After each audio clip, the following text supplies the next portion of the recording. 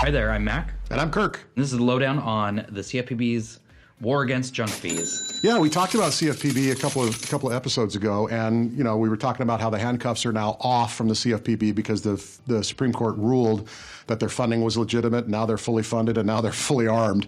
And one of the topics we briefly mentioned last time was junk fees, and boy, they're going after it. They're starting a public inquiry into everything associated with junk fees and how they affect consumers. From 2021 to 2023, there was a 36% increase in the cost of fees associated with most residential home mortgages, and that's a pretty good chunk.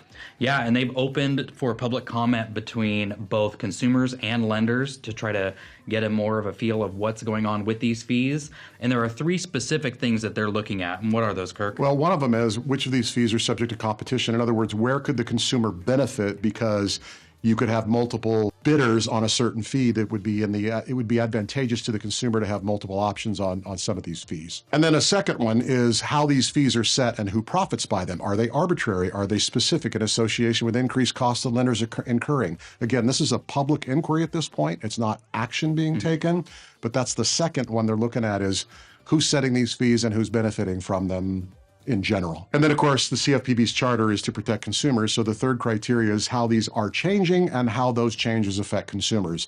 So we're kind of just raising the clarion call once again. The CFPB is fully funded and fully prepared to re-engage.